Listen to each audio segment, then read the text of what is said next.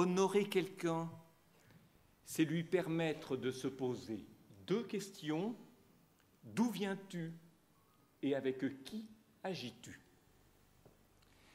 Pour répondre à ces deux questions, je me dois de rappeler le glorieux souvenir de mes prédécesseurs, David Zinsheim, plus tard Zadok Khan, plus tard encore Jacob Kaplan, et de rendre hommage à ceux qui m'ont immédiatement précédé, René Sirath et Joseph Citruc.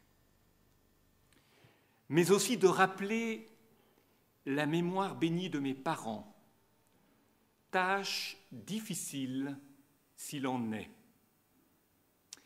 Un homme et une femme de haute noblesse qui reflétaient avec exactitude la droiture de l'âme, noblesse de l'être, aristocratie de l'âme.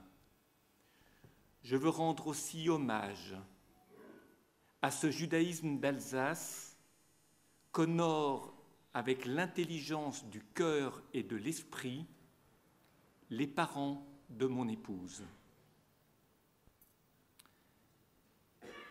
Mes autres pensées sont pour toi, Joël, ma femme bien-aimée, l'exigence de ma raison d'être. Toi, Joël, qui chaque jour m'apprend à lire le cours de la vie. Aux côtés de nos chers enfants, Elia et Léa, présents ce soir ici, Orit et son mari Yonadav, ainsi que Noémie, qui, depuis Israël, sont en pensée avec nous. Nos enfants sont notre futur, notre bonheur et notre plus haute responsabilité.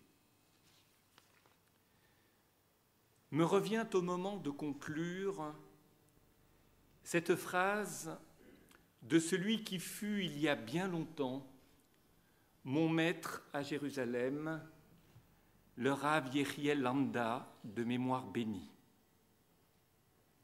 Il disait souvent que la vocation et la noblesse du judaïsme est d'apporter de l'inconfort et du doute là où les hommes ploient sous les certitudes. Ça ne vous avait pas échappé sans connaître mon maître. À la question de savoir ce qu'est cette vocation, qui est aussi sagesse, je me rappelle un vieux proverbe juif cité par Milan Kundera qui dit que quand l'homme pense, Dieu rit. J'aime imaginer que si Dieu rit en regardant l'homme penser, c'est parce que l'homme n'est jamais ce qu'il s'imagine être. Et que n'ayant jamais entendu le rire de Dieu, certains sont persuadés que la vérité est toujours claire, que tous les hommes doivent penser la même chose et qu'eux-mêmes sont exactement ce qu'ils s'imaginent être. Faut-il rappeler, Monsieur le Président, que la communauté d'hommes et de femmes dont nous voulons être ici le porte-parole ne se manifeste pas dans l'exaltation, mais dans la sobriété, la lucidité et l'amitié qui s'attestent dans la disposition des hommes à partager le monde avec d'autres hommes. C'est cette idée que nous faisons de la France. C'est à cette sagesse que dans ces mots de remerciement, je voulais rendre hommage. Mais il est temps de m'arrêter. J'étais en train d'oublier que Dieu rit quand il me voit penser.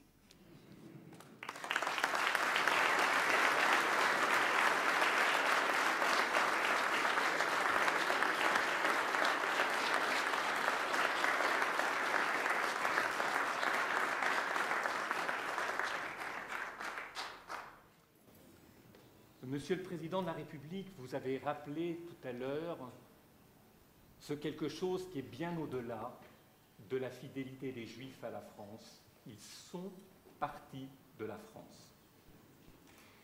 Chaque samedi matin, le Shabbat à la synagogue, chaque rabbin dans sa communauté a l'habitude de réciter cette prière pour la République française que je tenais à vous offrir en son jour où vous m'honorez et au travers de ma personne, la communauté juive de France. Permettez-moi, avant de vous le donner, de lire ce court texte, Prière pour la République française.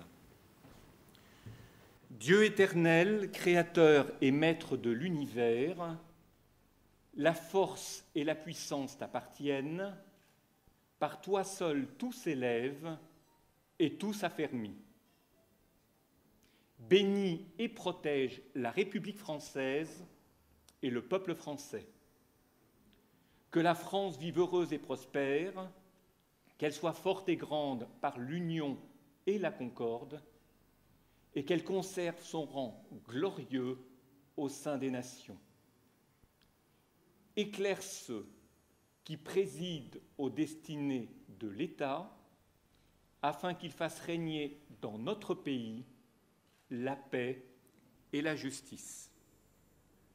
Que la France, berceau des droits de l'homme, défende en tout lieu et en tout temps le droit et la liberté. Nous demandons au Tout-Puissant d'accueillir favorablement nos vœux, que les paroles de nos lèvres et les sentiments de notre cœur trouvent grâce devant toi, notre Créateur et notre Libérateur. Vous m'aurez autorisé à lire cette prière religieuse, certes, mais qui est l'honneur de la France et des Juifs français. Monsieur le Président.